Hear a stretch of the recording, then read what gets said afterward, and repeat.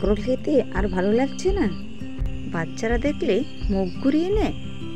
তাহলে আজই বানিয়ে নিন এই চটপটা নিরামিষে কাঁকরোলের চপ রেসিপি। এই রেসিপিটা বানাতে গেলে আপনাদেরকে প্রথম থেকে শেষ পর্যন্ত কিন্তু ভিডিওটা দেখতে হবে, একদমই স্কিপ করবেন না। তাহলে আমি রেসিপিটা শুরু করছি। আমি দেবী, আপনারা দেখছেন দেবী কিচেন। তাহলে চলুন শুরু করি। তো এখানে একটা বাটিতে আমি কিছু আতপ চাল আর কিছু ডাল একসাথে মিশিয়ে নিয়েছি। এখন এগুলোকে জল দিয়ে আমি 30 মিনিটের পর্যন্ত ভিজিয়ে রাখবো। চাল ভিজতে থাকুক, আমি পরের কাজটা করে নিই। এখানে দেখুন আমি নিয়ে নিয়েছি কিছু কাঁকরোল। এখানে আমি 7টা কাঁকরোল নিয়েছি। কাঁকরোলটাকে মাঝ বরাবর কেটে নিচ্ছি। তো দেখতে পাচ্ছেন একদম কচি থেকে কাঁকরোলগুলি নেওয়ার চেষ্টা করবেন। এখন এগুলোকে আমি গ্যাসেতে জল দিয়ে এগুলি ভালো করে ধুয়ে সিদ্ধ করতে বসিয়ে দিলাম। তারপর ঢাকনা দিয়ে দিলাম 5 থেকে 10 মিনিট। তো ঢাকনাটা তুলে আমি আপনাদের দেখিয়ে দিচ্ছি যে কাঁকরোলগুলি খুব ভালোভাবে কিন্তু সিদ্ধ হয়ে গেছে। এখন আমি জলটা ফেলে একটা থালাতে নিয়ে নিচ্ছি। তো এখন এগুলিকে ঠান্ডা হওয়ার জন্য 5 মিনিটের জন্য অপেক্ষা করতে হবে। দেখুন ঠান্ডা হয়ে গেছে। 5 মিনিট পর আমি এগুলিকে ভিতরের যে নাড়ি বুড়িগুলি আছে না, সেগুলিকে আমি বের করে নিচ্ছি, মানে বিচিগুলি। তো আপনারা দেখতে পাচ্ছেন সবগুলি কিন্তু একদম খুলুসে করে দিয়েছি। তো এখন এগুলিকে আমি আলাদা করে সাইডে রেখে দিয়েছি। তারপরের কাজটা আমি করে নিচ্ছি। দেখতে পাচ্ছেন একটা বাটিতে আমি কিছু সরিষা নিয়েছি। এখানে নিয়েছি সাদা সরিষা।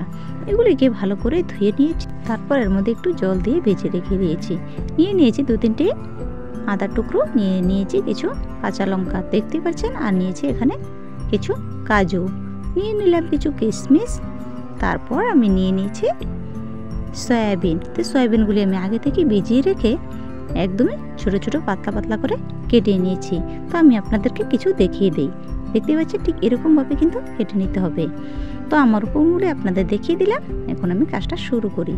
তো আমি একটা মিক্সিং জার নিয়েছি। সেই মিক্সিং জারের মধ্যে ভিজিয়ে রাখা সরিষাগুলি দিয়ে দিলাম সাথে কাঁচা লঙ্কা আর আদা কুচি, দিয়ে দিলাম একটু জল। তারপর এর মধ্যে দিয়ে দিলাম কিছু কাজু আর কিছু কিশমিশ। সবগুলো কাজু আর কিশমিশ কিন্তু আমি দেইনি, কিছু দিয়েছি। তারপর এগুলিকে আমি পেস্ট করতে নিয়ে চলে গেলাম।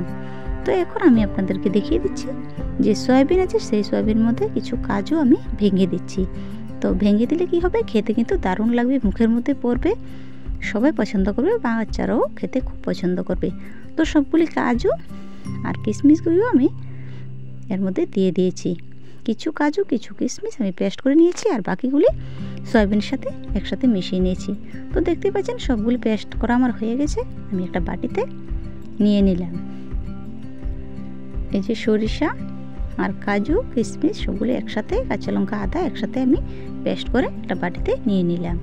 তো আর বাকি যে এই যে দেখতে পাচ্ছেন কাঁকরোলের যে ভিতরের বিচিগুলি, সেগুলোকেও আমি একটু পেস্ট করে নিয়ে আসব।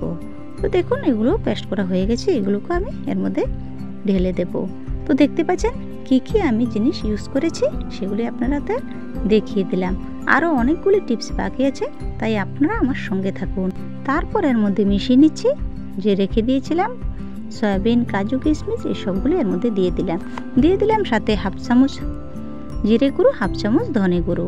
তারপর দিয়ে দিলাম 1/2 চামচ লঙ্কার গুঁড়ো, দিয়ে দিলাম পরিমাণ মতো হলুদ গুঁড়ো, স্বাদ মতো লবণ। তো সবগুলি ভালো করে আমি একটু মিশিয়ে নিচ্ছি। তারপর একটু ঢাকনা দিয়ে সাইডে রেখে দিলাম। আর এই যে আমি চাল আর ডালগুলি ভিজিয়ে রেখে দিয়েছি, এখন এগুলিকে মিক্সিং জারে পেস্ট করে নেব। স্টেপ বাই স্টেপ যদি আপনারা ফলো করেন তাহলে রেসিপিটা অবশ্যই খুবই ইজিভাবে করে নিতে পারবেন এবং ভীষণই টেস্টি এই রেসিপি।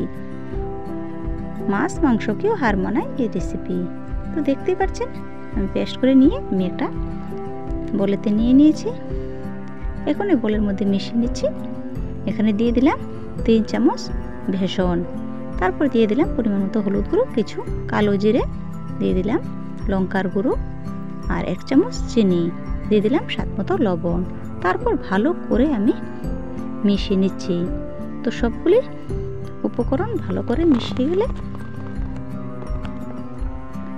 দেখতে পাচ্ছেন কীরকম ঘনত্বটা আপনাদের রাখতে হবে, ঠিক এরকমভাবে কিন্তু ঘনত্বটা রাখতে হবে। এখন এটা সাইডে রেখে এখন আমি উনুনে কড়াই বসিয়ে তার মধ্যে দিয়ে দিলাম তেল। আমি এখানে লাল তেল ব্যবহার করেছি, আপনারা চাইলে এখানে সাদা তেলও ব্যবহার করতে পারেন। এখন তেল গরম হয়ে গেছে, এর মধ্যে আমি দিয়ে দিলাম শুকনো লঙ্কা জিরে। তারপর শুকনো লঙ্কাটা একটু লাল লাল করে ভেজে আমি যেই পেস্ট করে একটা বাটিতে রেখে দিয়েছিলাম সেই পেস্টটা আমি তেলের মধ্যে দিয়ে ভালো করে কষিয়ে নেব। কাজটা কিন্তু একদম ধৈর্য সহকারে করবেন। তো দেখুন পেস্টটা ভালো করে আমি মিশিয়ে নিচ্ছি। পেস্টটা ভাজা করে কিন্তু নিতে হবে। তো দেখুন কত মশলাটা কিন্তু একদমই খুব সুন্দরভাবে শুকিয়ে গেছে। তো পুরটা ভালোভাবে কিন্তু রেডি হয়ে গেছে। তো এখন এই পুরটাকে আমি আর একটু লাল করে নেব।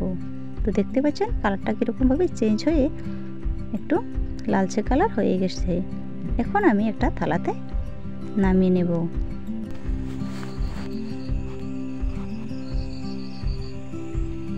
আমি সবটা নামিয়ে নিয়েছি, দেখতে পাচ্ছেন কতটা সুন্দর হয়েছে এই পুরটা। এখন আমি আবারও কড়াইটা ধুয়ে উনুনে বসিয়ে দিলাম। তারপর কড়াইতে আমি সাদা তেল দিয়ে দিলাম। তারপর ঢেকে রাখা গুঁড়াটাকে আমি নাড়াচাড়া করে দিলাম আরও একবার। তারপর আমি একটা কাঁকরোল নিয়ে নিলাম। তারপর এর ভিতর থেকে পুরটা দিয়ে দেব। হয়তো আপনারা বলতে পারেন এটা তো কারকোল পুর। হ্যাঁ, দেখতে অনেকটা কিন্তু কারকোল পুর। যখন এটা ভাজবো তখনই বুঝবেন যে এটা একদমই চপ। তো সবগুলি কাঁকরোলের মধ্যে আমি পুরটা পুরে নিলাম। এখন আমি একটি একটি করে সেগুলোর মধ্যে দিয়ে দিলাম। তেলটাও কিন্তু এর মধ্যে গরম হয়ে গেছে। এখন আমি তেলের মধ্যে এক এক করে চপটা দিয়ে দিলাম। ভীষণই টেস্টি এই রেসিপি।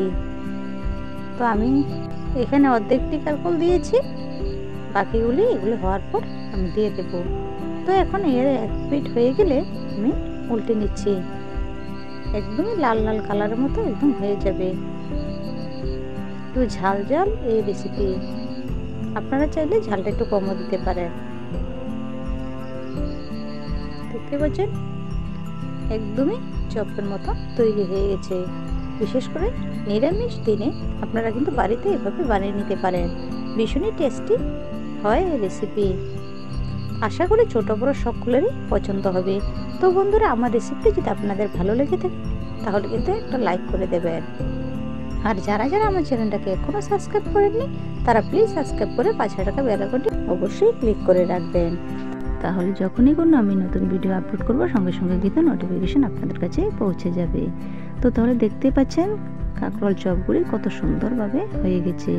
এই গরম গরম চপ যদি আপনারা ভাতের সাথে সার্ভ করেন তাহলে কিন্তু অসাধারণ লাগবে। দেখুন আমি চপগুলো নামিয়ে নিচ্ছি।